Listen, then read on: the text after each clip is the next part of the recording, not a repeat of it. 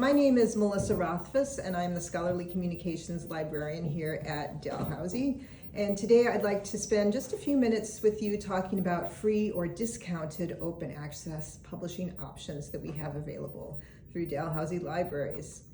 So just to get us started, just to make sure that we're all on the same page and not laboring under any misapprehensions, when we're talking about open access or OA, what we're talking about is a publishing model that allows readers with internet access, that's the one caveat, to have immediate access to published content at no cost. And the no cost means including those non-financial costs. So if you are asked to create an account, and they want your name, they want your email, they want any kind of information from you. Information has value. And so there is a cost to that access. And so under our definition that we use in the library world, that would not truly be open. Other key terms that are helpful to be familiar with when we're talking about open access publishing include APCs. So that stands for article or author processing charges. So these are costs to authors for publication. We also talk about a number of versions of your article, and we're really talking about articles today. So the preprint is the first final version. So that's the version you finish before you send it off to the publisher, before peer review. There is the postprint, which is the final version after peer review. This is sometimes called the accepted version. It's typically a Word doc. It has had the benefit of peer review. It hasn't undergone final copy editing and those sorts of final changes. That would happen with the final or published version, which has been copy edited, formatted by the publisher, usually available as a PDF. So those are the versions of the article that we're talking about, and different restrictions might apply to different versions. When we talk about the copyright owner or holder, we're talking about the body that owns the rights to the work, that owns that work, and can decide if or how or where or when that content can be shared. And sort of sadly, the copyright owner may not be the author. If that work has been published, that ownership has transferred, and though it may be your intellectual baby, your brainchild, it is no longer yours, and you have no more right to it than anybody else, which can be quite frustrating. Bit of a kick in the teeth there. When we talk about licenses or licensing, we're talking about permissions granted by the copyright holder. Okay.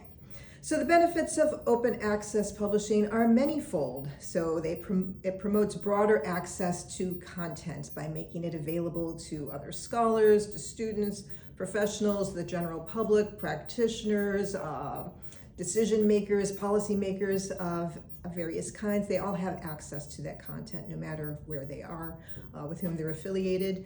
That broad exposure can lead to increased impact for your work, like real world impact, as well as citations, which are also often taken as a proxy for impact. So that benefits the researcher.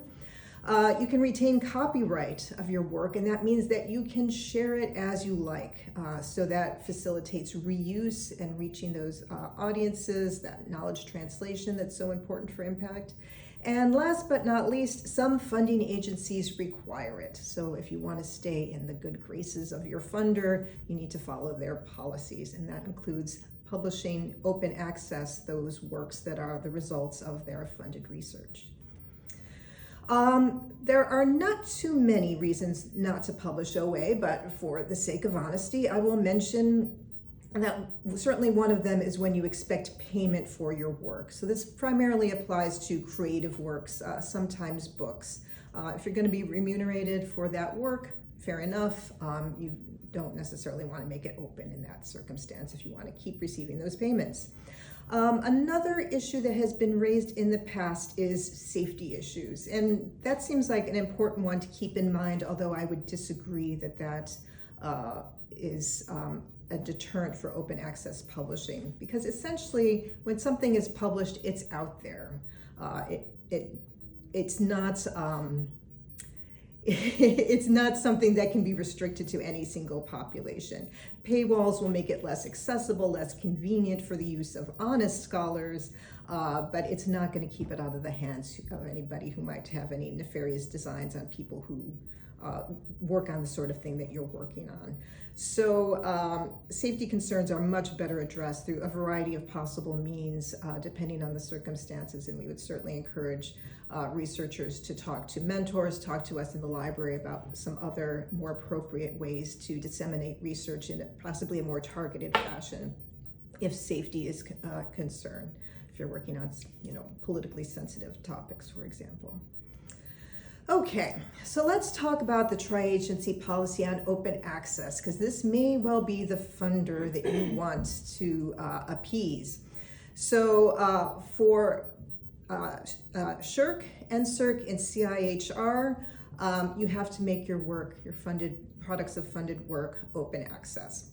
So this comes straight from the policy, 3.1, peer-reviewed journal publications, and it says, grant recipients are required to ensure that any peer-reviewed journal publications arising from agency-supported research are freely accessible within 12 months of publication.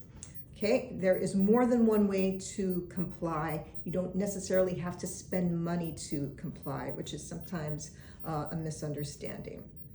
So let's talk about the journal route first. So you can publish in an open access journal. That definitely will fulfill the requirements of the policy. Some journals, many journals, require authors to pay that APC to make the manuscript freely available on publication.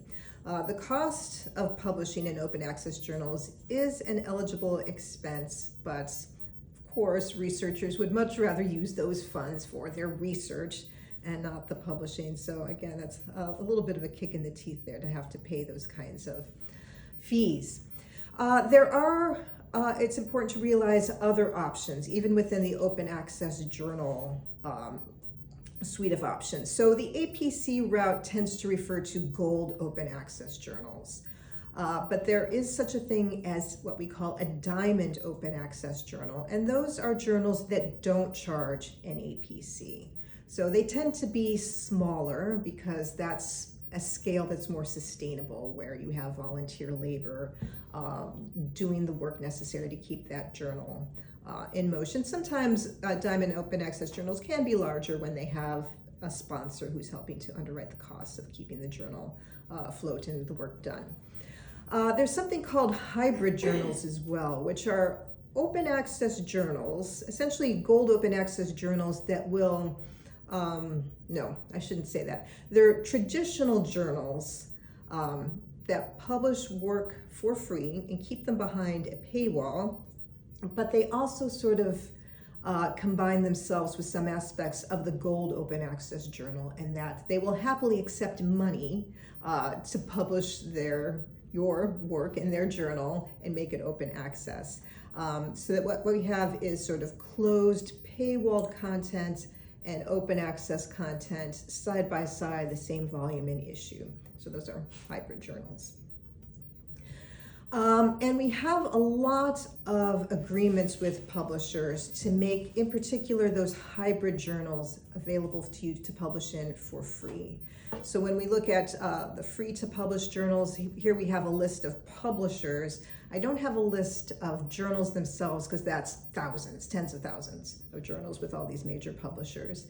But by following the links on this guide to these publishers, you can identify whether or not the journal you're interested in publishing in is available free of charge or at a discount.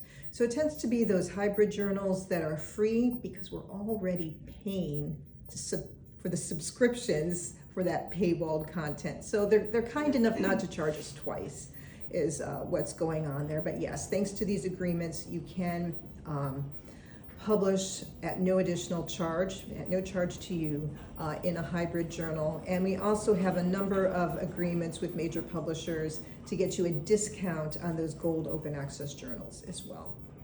So that can help ease the pain, and it can give you a number of free to you open access publishing options through those agreements. There's also a resource called the Directory of Open Access Journals, or the DOAJ, and that has a filter for journals without fees, so for identifying those diamond open access journals. So this is a very easy to use resource. You can filter by subject area to identify those diamond open access journals that are most appropriate for your field, quite easily there. And then there is a completely different route for making your work open access, again at no charge to you, and that is through the use of a repository. So the policy says grant recipients can deposit their final peer-reviewed manuscript, so that's the postprint, in an institutional or disciplinary repository, like Dalspace, that will make the manuscript freely accessible within 12 months. So that 12 months is a condition put in place by the publisher. Dalspace will make things openly available whenever you tell them to. So what you can do is you publish your work in a traditional subscription-based journal, and you make sure that the journal licenses you to put your postprint in a repository within 12 months. That's called Green Open Access, and it is free. And if that seems like a lot to navigate, it's my job to help you, and I'm delighted to do so. So this is how it works. You have your traditional, not open access journal, and very often the major publishers are allowing authors, they're licensing authors to put their work in a repository like Dalspace within an embargo period very often. Sometimes that embargo period can be 1 month, it can be 3 months, it can be 6 months. Nowadays, because of so many funder policies requiring 12-month access, they tend not to be longer than 12 months anymore. And if you're not sure what's allowed, again, I'm happy to assist. The information is available on publisher websites. It's available in a database called Sherpa Romeo as well, but you can always just drop me an email and I'll look into it for you. Essentially, there are 3 questions that we need to find out. So what is allowed by the publisher? Is it the preprint, the postprint, the final version? For the tri-agency policy, it needs to be at least the postprint. Where can you share? Usually repositories are permitted, again, because of funder policies. Sometimes lab or departmental or personal websites might be permitted, sometimes not. Social media tends not to be permitted, and by social media, I'm talking about ResearchGate and academia.edu, which are technically social media platforms. They are not repositories. They can disappear at any time, which isn't to say that they're without value. A lot of people enjoy sharing work there, and that's completely fine, but they don't count as repositories. They won't fulfill the tri-agency policy requirement there. And then finally, when can you share? How long is that embargo period? And the value of Dalspace is that, first of all, it's free.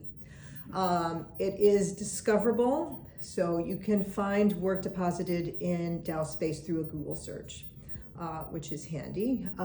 It's accessible in the long term because unlike your social media platforms, unlike a website that might be run by a lab department or whoever, there has been investment in the long-term preservation and accessibility of that work. So even after somebody retires, even after a project has been retired, someone is still making sure that this content is available, that as technology changes, that continues to be the case, so it's permanently accessible there. And you can deposit a wide range of works in Dalspace while we're talking about it, so you can certainly put in your published postprints. You can put in abstracts, you can put in PowerPoint presentations, posters, articles, chapters, etc. You can put in preprints as well. I would just add the caution that if you are anticipating taking that preprint down as that article moves through the publication process, Dalspace is not a good place for it because it's really intended to be permanent storage. Dalspace information is available on this site, on the library's website. We have a LibGuide that tells you more about it. And then I just really want to emphasize, because I did a survey 2 years ago where I found the primary way that people share their work is through ResearchGate. Again, I don't have a problem with that, but again, just understand the limitations of ResearchGate. It's a social media site. It's might be a great place to connect with people, but it does not fulfill the tri-agency policy, and it's not a good place to ensure the long-term accessibility of your work.